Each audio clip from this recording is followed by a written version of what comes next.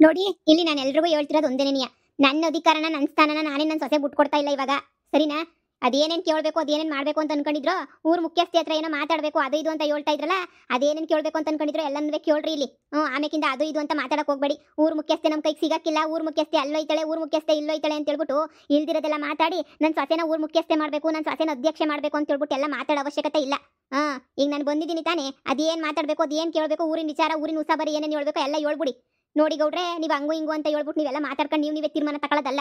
ಇದೇನಿದ್ರು ನಾವು ತೀರ್ಮಾನ ತಗೊಳ್ಳೋದು. ನೋಡಿ, ಈಗ ಮೊದಲು ತರನೇನಿಯ ನಾನು ಆಗಿದ್ದೀನಿ, ಮೊದಲು ತರನೇನಿಯ ನಾನು ಎಲ್ಲ ತೀರ್ಮಾನವೇ ನಾನು ತಗತ್ತೀನಿ ಇವಾಗ. ಒಬ್ಬೊಬ್ಬರೇನಿ ಅದೇನು ಊರಿನ ಸಮಸ್ಯೆ ಅಂತ ಹೇಳ್ಬಿಟ್ಟು ಹೇಳಿ.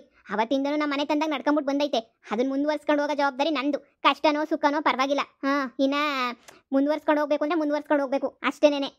ನೋಡಿ ಬಂಗಾರಮ್ಮೋರೆ, ನೀವುನುವೆ ವಯಸ್ಸಾಯ್ತು, ಹಾಗೇನಿಯ ಊರ್ ಜನ ಎಲ್ಲನೂ ನಿಮ್ಮ ಸೊಸೆನೇ ನಿಯ ಮೆಚ್ಕೊಂಡವ್ರಿ. ಊರ್ ಜನ ಹೇಳೋದೆಲ್ಲನೂ ಒಂದೇನೇ ನಿಯ. ಏನು ಅಂತ ಹೇಳಿದ್ರೆ ಸುಮ್ಮನೆ ನೀವು ಸೊಸೆಗೆ ನೀವು ಅಧಿಕಾರ ಕೊಡೋದು ಎಷ್ಟೋ ವಾಸಿ. ಹಂಗೆ ಹಿಂಗೆ ಸೊಸೆ ಚೆನ್ನಾಗಿ ನಿಭಾಯಿಸ್ಕೊಂಡು ಹೋಯ್ತಾಳೆ, ಅದು ಬೇರೆ ಓದೈತೆ ಮಾಡೈತೆ ಮಗ. ಊರಿಂದ ಏನಾರ ಬಂದ್ರು ಸಮಸ್ಯೆಗಳು, ಈಗ ನೋಡು ಊರ್ದೇನೋ ಗೌರ್ಮೆಂಟ್ ಅದು ಇದೇನಾರ ಬಂದ್ರು ಪಂಚಾಯತಿ ಕಡೆಯಿಂದ ಹೆಂಗೋ ನಿಭಾಯಿಸ್ತದೆ ಅಂತ ಹೇಳ್ಬಿಟ್ಟು ನಮ್ಮ ಊರ್ ಜನ ಎಲ್ಲ ಹೇಳ್ತಿರೋದು ಒಂದೇನೇ ನಿಯ. ನೀವೇನು ಆಗೋದು ಬೇಡ, ನಿಮ್ಮ ಸೊಸೆಗೆ ನೀವು ಬಿಟ್ಟು ಕೊಟ್ಬಿಡಿ ಅಂತ ಹೇಳ್ಬಿಟ್ಟು ಊರ್ ಜನ ಎಲ್ಲ ಮಾತಾಡ್ತಾವ್ರಿ.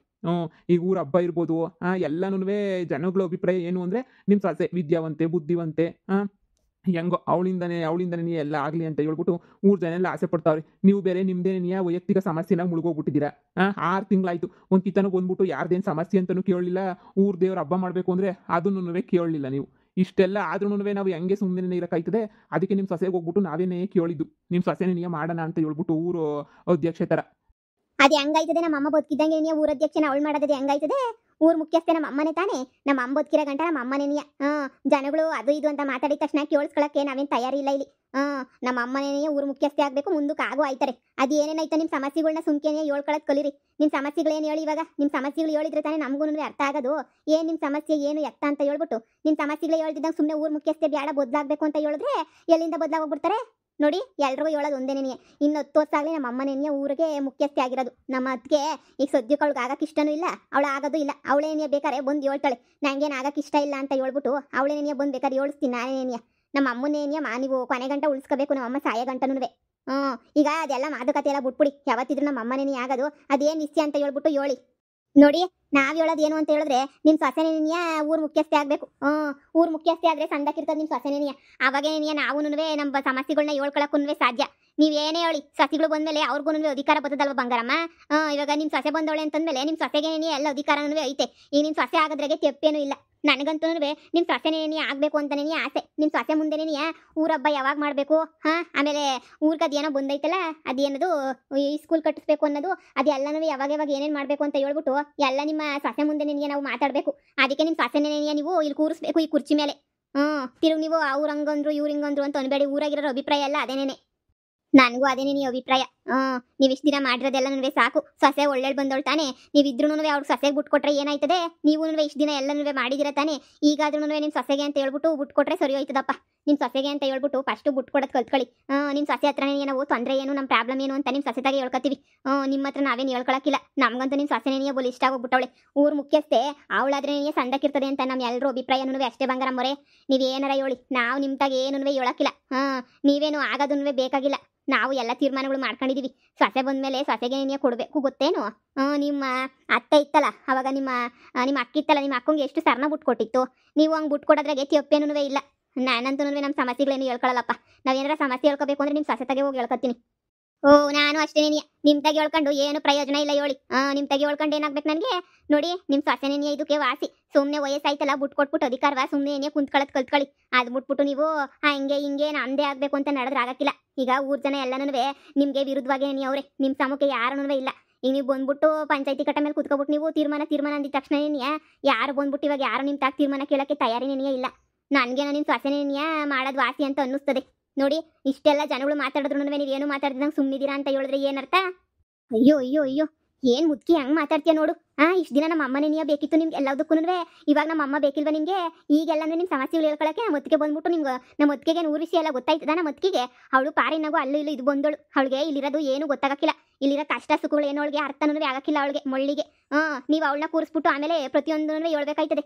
ಹಂಗಲ್ಲಿ ಹಿಂಗೆ ಹಿಂಗಲ್ಲ ಹಂಗೆ ಅಂತ ಹೇಳ್ಬಿಟ್ಟು. ಸರಿನಾ? ಅದನ್ನ ಹೇಳ್ಕೊಂಡು ಕುಂತ್ಕೊತೀರಾ ನೀವು? ಆ ಮಗ ಏನು ಅಂತ ನಂಗೂ ಗೊತ್ತು, ಕಷ್ಟ ಅರ್ಥ ಮಾಡ್ಕತ್ತದೆ. ನಾನು ಮುಗಿತಾಗ ಮಾತಾಡಿವ್ನಿ, ನೀವೇನೇ ಹೇಳಿ ನಿಮ್ ಸೊಸೆನೇ ನೀಯ ಕೂರ್ಸಿ.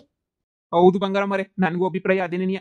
ನಿಮ್ದು ಎಲ್ಲ ವಯಸ್ಸಾಗೋಗ್ಬಿಟ್ಟೈತಲ್ಲ, ಸುಮ್ನೆ ನಿಮ್ಗೆಲ್ಲ ಯಾಕೆ ಊರು ಸಾಬರಿ ಬಿಟ್ಬಿಟ್ಟು ಅದೇನೋ ರಾಮ ಶಿವ ಅಂತ ಅನ್ಕೊಂಡು ವಯಸ್ಸಾಗೈತಲ್ಲ, ದೇವ್ರು ಪ್ರಾರ್ಥನೆ ಮಾಡ್ಕೊಂಡು ರಾಮ ಶಿವ ಅನ್ಕೊಂಡಿರೋದು ಕಲ್ತ್ಕೊಳ್ಳಿ.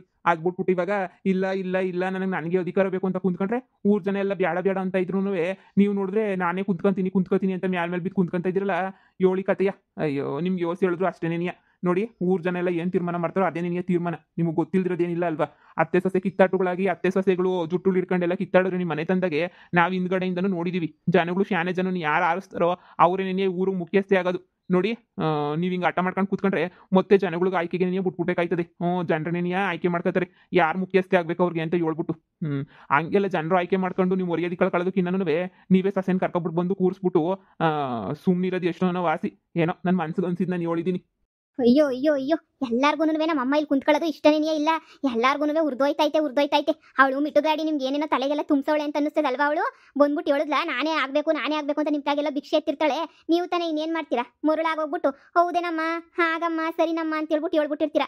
ಇದೇ ತಾನೇ ನಿಮ್ ಕತೆ ಎಲ್ಲಾನು. ನನಗೆ ಸಂದ ಗೊತ್ತು ಬಿಡು. ಅವಳು ಬಂದೆಲ್ಲ ನಿಮ್ಗೆ ತಲೆ ತುಂಬಿಟ್ಟವಳೆ. ಏನ್ ಮಾಡ್ತೀರಾ ನೋಡಿ, ಅವಳು ಮಾತೆಲ್ಲ ನಂಬಕ್ ಹೋಗ್ಬೇಡಿ. ಸುಮ್ಕೆನೇ ನಮ್ಮ ಅಮ್ಮ ಹೇಳ್ದಂಗೆ ಕೇಳಿ. ಅವಳು ಯಾವಾಗ ಫಾರಿನ್ ಹೊಂಟೋಯ್ತಾಳೋ ಗೊತ್ತಿಲ್ಲ. ಅದನ್ನ ನೀವೆಲ್ಲ ಹೇಳೋದು, ಅದನ್ನ ಹೋಗಿ ನಿಮ್ಮ ಹೊತ್ತಿಗೆ ಹೇಳ್ಬೇಕು. ನಿಮ್ಮ ಹೊತ್ತಿಗೆ ಬಂದ್ಬಿಟ್ಟು ಇಲ್ಲಿ ಎಲ್ಲರ ಮುಂದೆ ಒಪ್ಕೊಂಡ್ಲಿ ಹೇಳು.